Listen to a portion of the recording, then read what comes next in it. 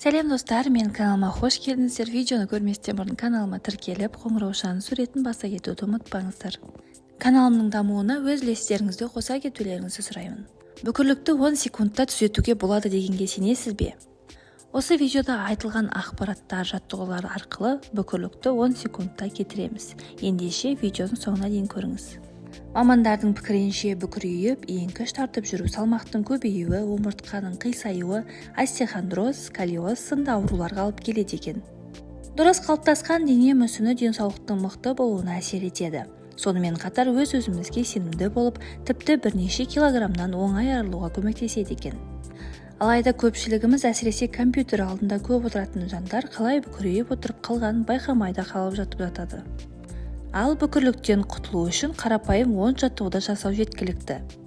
Бүгін сіздерге кез келген жастағы адамдарға дұрыс мүсін қалыптастыруға көмектесетін ең нәтижелі жаттығуларды ұсынғалы тұрмын. Ендеше менімен бірге осы жаттығуларды қайталай отырыңыз. Ең алғашқы жаттығу ол сәлемдесу. Екі қолыңызды арқа жағыңнан біріктіріп, алақандарыңызды бір-біріне тигізіңіз. Екі қолдың да шынақтары түзу тұрғанын қадағалаңыз. Жауырындарды бір-біріне жақындап, тиіп тұрғанын жақсы. Осы қалыпта 10 секунд тұру жеткілікті. Екінші жаттығу құлып.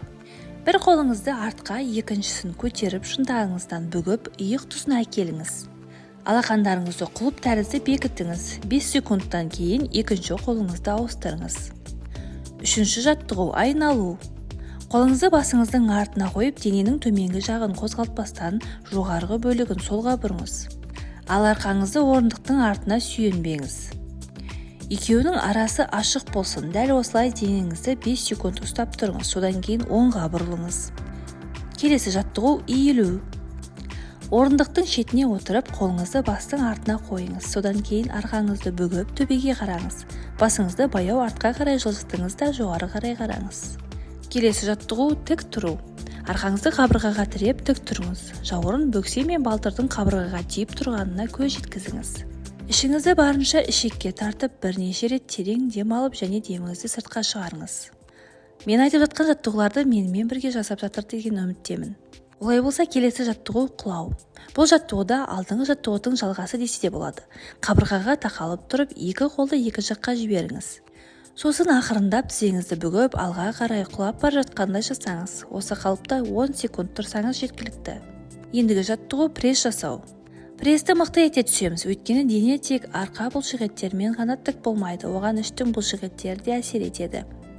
Іш пресіне қысым түссе, арқа өзіне өзі түзу болады. Кең белбеу, жоғарғы белді белдемше немесе шалбар іш бұлшықеттерінің қажетті күйде ұстауға көмектеседі екен. Келесі жаттығу арнайы қалып. Орындықтың шетіне отырыңыз, бір аяғыңызды орындықтың астына қойыңыз. Неғұрлым алыс болса, соғұрлым жақсырақ болады. Ал екінші аяғыңызды алға қарай созыңыз. Бұл қалып сіздің арқаңызды түзетуге және оны тік ұстауға көмектеседі. Арқаны түзетуге арналған жаттығуларды орындағанда негізінен осы қалыпта отыруға кеңес беремін.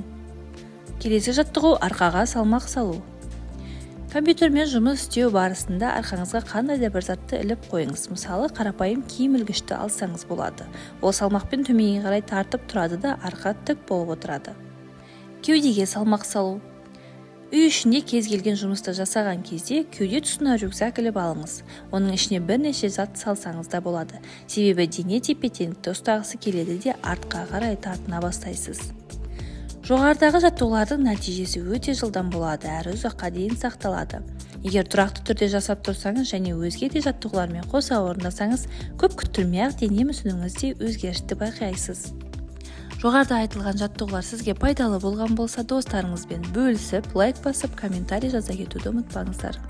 Егер де осы видео 10 000 қаралымнан асатын болса, тәжірибелі йога маманымен сіздерге арналған жаттығуларды көрсетуге тырысатын боламын.